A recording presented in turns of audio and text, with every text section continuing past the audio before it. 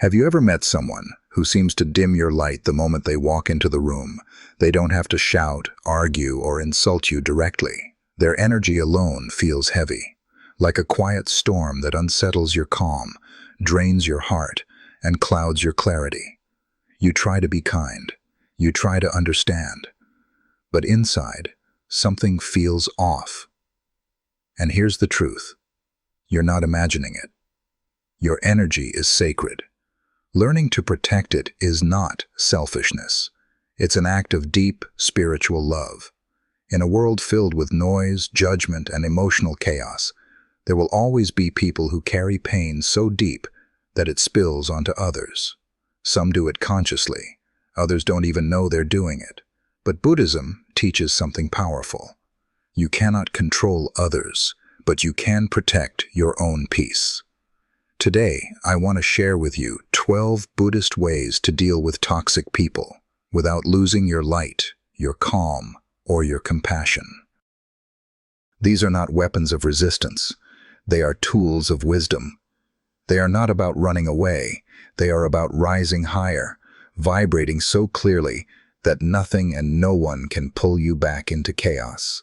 So take a slow breath, find your center, and let's begin this journey back to your energy, your serenity, your truth. Key 1. Don't take anything personally. One of the most liberating teachings in Buddhism says, nothing that another person does is because of you. It is because of their own mind. When someone criticizes you, ignores you, mocks your mistakes, or tries to hurt you, your first instinct might be to ask, what did I do wrong? Why are they treating me this way? But the truth is, most of the time, it's not about you. People act from their own pain, from wounds they haven't healed, from stories they keep repeating in their minds. As a Zen saying goes, when someone throws poison at you, that poison was already living inside them. You simply revealed it. Understanding this doesn't mean excusing bad behavior. It means freeing yourself from unnecessary suffering. When you stop taking things personally, you stop carrying weights that were never yours. You stop fighting battles you didn't choose. You stop giving away your peace to people who don't know how to protect their own. Remember, a calm mind doesn't need to defend itself from every insult. A peaceful heart doesn't respond from the wound. It responds from awareness. This is where the art of handling toxic people begins. Not through reaction, but through realization. Not through defense, but through deep understanding. Because when you realize that other people's actions come from their own suffering, you begin to see them not as enemies, but as mirrors. And from that place of clarity, your peace becomes untouchable. So the next time someone's words sting or their presence disturbs you, whisper silently to yourself, "This is not about me. This is their storm. I will not let it enter my sky." Key 2. Protect your energy field. Some people don't hurt you with words. They exhaust you with their presence. They can be polite, smiling even. But when they leave, you feel drained, heavy, almost dimmed. That's because beyond the physical body, we are energy. And just as you take care of your body, you must also learn to take care of your energetic space. In Tibetan Buddhism and ancient energy healing traditions, it's taught that you can protect your aura before entering dense environments or interacting with difficult people. How? Through something simple, but incredibly powerful: intention. Before walking into a stressful meeting, before answering that call that always leaves you uneasy, before facing a person who drains your spirit, pause. Close your eyes for a few seconds. Take a deep, slow breath. And imagine a soft sphere of radiant white light surrounding your entire body. This is not fantasy. It is conscious energy direction. See that light expanding gently from your heart or from the crown of your head, wrapping you like a warm, luminous cocoon. Feel it pulsing softly, strong but kind, allowing love to flow freely while filtering out all negativity. Whisper silently, "I am centered. I am protected. I only allow what nourishes me. That intention alone changes your vibration, because energy follows awareness. And where your focus goes, your energy flows. You're not rejecting others. You're simply choosing to protect your peace. As a Tibetan master once said, "Not everything that enters your space deserves to stay." So, just as you close the door of your home to protect your rest, learn to close your energetic door to protect your calm. When your inner field is sealed with light, toxicity cannot penetrate. It dissolves, not through fight, but through vibration. Protecting your energy doesn't make you distant, it makes you wise. And in that wisdom, your presence itself becomes medicine, peaceful, luminous, unshakable. Key 3. Don't react. Breathe. The Buddha once said, "Between stimulus and response, there is a space. In that space lies our freedom and our peace." That space is your breath. When someone says something cruel or unfair, our instinct is to defend ourselves immediately, to explain, justify, argue, or even attack.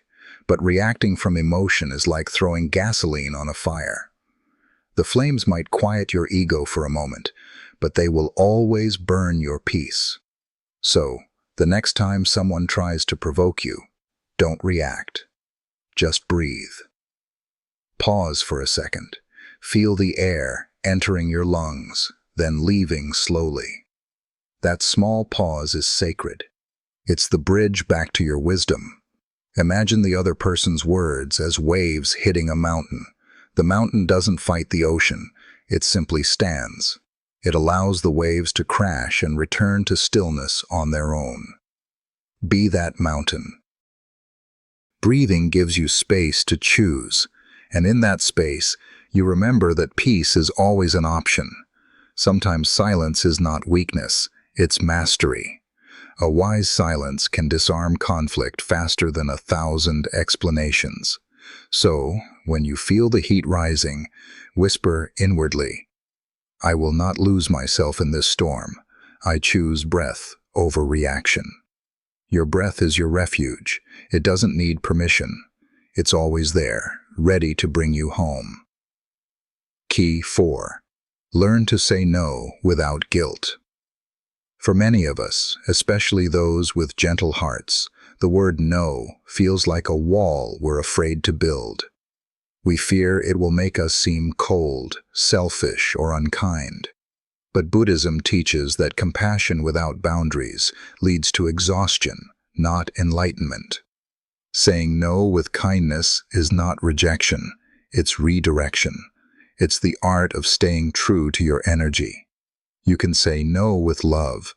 You can set limits with peace. You can close a door without closing your heart. Try this simple truth. You are not responsible for everyone's happiness. You are responsible for your clarity, your balance, your peace. When someone asks something that drains you, or when you feel that quiet no rising from your chest, honor it. Listen to it. It is your soul's way of protecting itself. You don't need to justify your boundaries to anyone. You can say, "I'm sorry, I can't right now," or "This doesn't feel right for me," and let that be enough. The ones meant to walk beside you will understand. Those who don't were never walking with you, only walking on you. The Buddha said, "You yourself, as much as anyone in the entire universe, deserve your love and affection." Boundaries are how you love yourself actively, not abstractly. They're not walls to keep others out. They're gates that protect the sacred garden of your peace. So when guilt whispers, "You're being selfish," gently remind yourself, "No, I'm being wise. My energy matters." A no that comes from peace is always a yes to your soul. Key 5. Practice active compassion, not passive endurance. Many confuse compassion with submission, thinking that to be spiritual means to tolerate everything, to smile through pain, to stay silent in the face of disrespect. But true compassion is not weakness. It's clarity in action. The Buddha's compassion was fierce and awake. It saw suffering clearly and responded with wisdom, not blindness.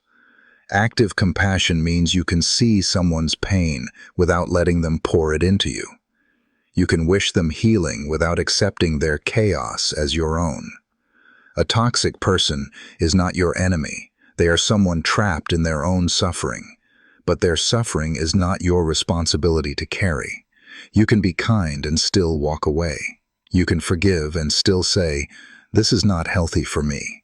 You can understand and still choose distance. Sometimes the most compassionate thing you can do for someone lost in negativity is not to engage, because by not feeding the pattern, you silently invite them to awaken. Imagine standing before a fire. If you keep throwing wood on it, your anger, your reactions, your explanations, it will burn longer. But if you step back, stop feeding it, it loses its fuel. That's what active compassion looks like. It doesn't fan the flames, it removes the fuel. So the next time someone's words sting, take a breath and ask yourself, what does compassion look like here? Does it mean staying or stepping away? Sometimes the kindest thing you can say is nothing. Sometimes love looks like distance. Compassion is not letting others walk over you. It's walking in peace even when others cannot. And when you live that way, your presence becomes healing without you even trying. Because real peace doesn't shout, it radiates. Key 6. Don't try to change others. It's human nature.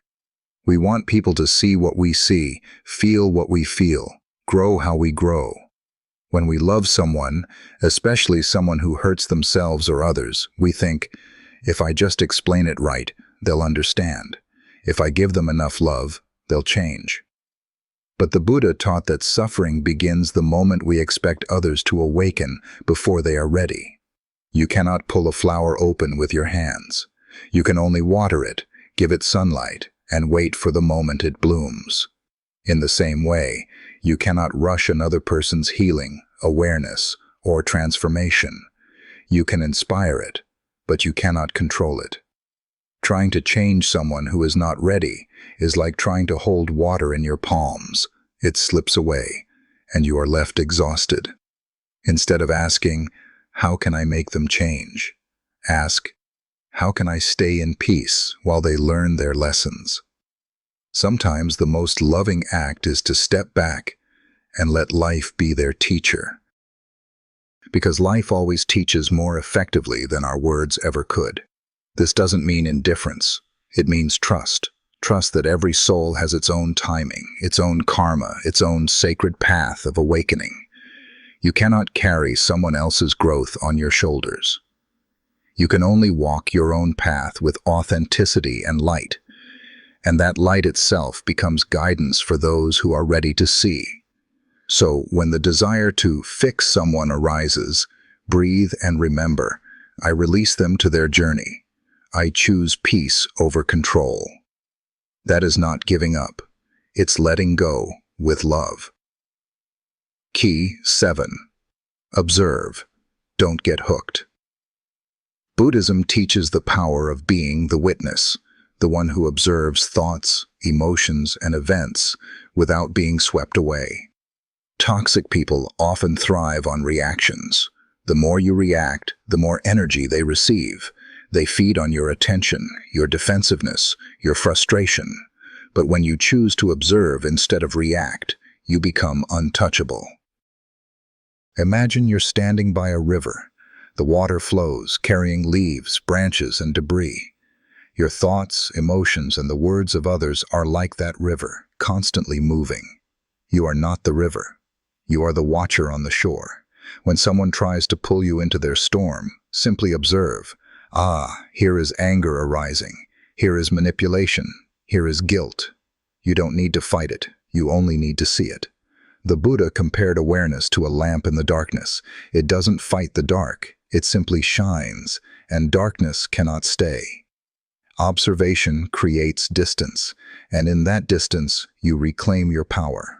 Because when you no longer react, others lose control over your emotions. Their chaos cannot touch the calm inside you. This is not detachment from life.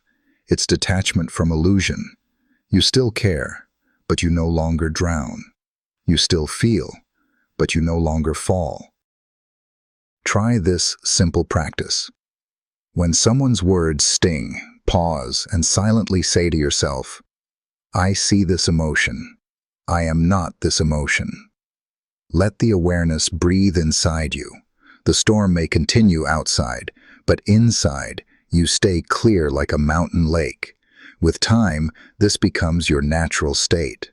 You stop matching other people's chaos with your own. You stop being a mirror for pain, and instead, become a mirror for peace. Key 8. Don't explain your peace. When you start to heal, your silence begins to confuse those who still live in noise. When you stop reacting, those who feed on conflict will accuse you of being distant or cold. When you protect your boundaries, those who benefited from your lack of them will call you selfish. But you owe no explanation for your peace. The Buddha never justified his calm to the angry, nor his silence to the impatient. True peace doesn't need an audience. It simply is. You don't have to prove that you're kind, spiritual, or balanced. The need to explain comes from fear. Peace is beyond that. If someone misunderstands your calm, let them. If someone can't meet your energy, bless them. Your peace is your temple. It doesn't need approval to exist. There's an old teaching that says, when you no longer explain yourself, you have reached freedom. Peace is not about convincing the world that you're right. It's about no longer needing the world to agree. The moment you stop explaining your boundaries, your choices, your stillness, you reclaim your power. Because peace explained becomes peace disturbed. So when people question your silence, smile softly and say within, "I don't need them to understand. I only need to remain centered." You are not here to argue your healing. You are here to live it, and those who truly see you won't need explanations. They will feel your serenity just by being near you. Key 9. Choose your internal battles wisely. Not every battle deserves your energy. Not every opinion needs a reply. Not every storm requires your presence. There's a deep wisdom in knowing when to engage and when to let go. The ego wants to be right. The soul wants to be free. Buddhism reminds us, peace doesn't come from winning arguments. It comes from not needing to. Ask yourself gently, will this matter tomorrow, next week, next year? If not, let it pass like a leaf floating down a stream. There is immense strength in restraint. Silence is not surrender. It's strategy. When you don't waste energy on the meaningless, you preserve power for what truly matters. Your inner clarity, your compassion, your light. The wise do not fight every battle. They master the art of selective surrender. And in that surrender, they find serenity. So the next time someone tries to pull you into unnecessary conflict, smile softly and remember, I choose peace over proving myself. That is not weakness. It's evolution. Key 10. Use absence as medicine. Sometimes presence feeds toxicity. Silence, distance, and withdrawal can be powerful medicine. The Buddha often retreated into solitude, not because he hated people, but because he understood the sacred value of space. When energy becomes heavy, when interactions feel draining, absence can heal what words cannot. You don't have to announce your departure. You don't have to justify your distance. You can simply step back, breathe, and allow silence to do the work. Absence teaches others to value your presence. It gives them time to face themselves, to see what your peace once covered. More importantly, it gives you the space to return to balance, to reconnect with the stillness beneath all noise. Remember, leaving doesn't always mean ending. Sometimes it means beginning again, from a place of strength, not exhaustion. So, if someone constantly disturbs your calm, take a step back. Let your quiet speak. Let distance become your boundary, your teacher, your therapy. In silence, even the loudest pain begins to listen. Absence is not punishment, it's preservation. Key 11. Strengthen your inner practice. The outer world will always fluctuate. People, moods, opinions, and energy. The only stability is your inner practice. Buddhism teaches that the mind, like a muscle, grows stronger through consistent attention. Meditation, chanting, mindful breathing, journaling, prayer. These are not routines, they are anchors. Every morning and every night, return to them. Polish your inner mirror until nothing outside can distort your reflection. When you cultivate your inner peace daily, toxic people lose their influence. Their words hit a calm surface and dissolve. Their chaos meets your stillness and disappears. Think of your mind as a sacred temple. You sweep it each morning through practice, clearing the dust of yesterday's noise. That's how you keep your spirit light and clear. When your inner foundation is strong, no storm can shake you. You stop being reactive and become radiant. Peace is not the absence of noise, it's the strength to remain calm within it. The more you strengthen your inner world, the less power the outer world has over you. Key 12. You are not responsible for healing everyone. This is perhaps the hardest truth for compassionate souls to accept. You can love deeply, wish others well, and still recognize that their healing is not your responsibility. You cannot walk someone else's path. You can light a candle for them, but they must walk toward the flame. When you try to heal others by carrying their pain, you don't save them, you drown with them, and both of you lose your light. True compassion respects divine timing. It understands that every soul must awaken in its own season. You can hold space, but you cannot carry their karma. You can inspire, but you cannot rescue. You can offer love, but you cannot live for them. So, when you feel the weight of someone else's darkness, breathe and remind yourself, I send you love, but I return to my light. Your light is your greatest gift to the world. Keep it bright. When you stay rooted in your peace, your calm becomes contagious. You become a silent healer, not by carrying others, but by showing them what freedom looks like. Closing reflections. The art of peaceful strength. All 12 teachings come down to one truth. You cannot control others, but you can master yourself. Toxic people, painful words, emotional storms, they will always exist. But so will your power to remain calm, compassionate, and clear. The Buddha never said life would be easy. He said it would be transformative if you face it with awareness. Your peace is not weakness. It's the quiet power of someone who knows who they are. You don't have to fight to protect it. You only have to choose it, again and again. So the next time life sends you a difficult person, a draining moment, or an uncomfortable situation, breathe and remember, this too is my teacher. Every challenge is an invitation to grow deeper into serenity. You are not here to absorb the darkness of others. You are here to shine, brightly, steadily, fearlessly. Thank you, call to action. Thank you truly for being here, for opening your heart, for walking this path of awareness and compassion. Your presence in this space makes the light grow stronger for everyone.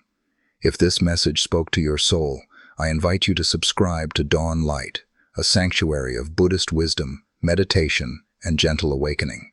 Here, you'll find not just words, but reminders to breathe, to slow down, and to return to the peace that's already within you.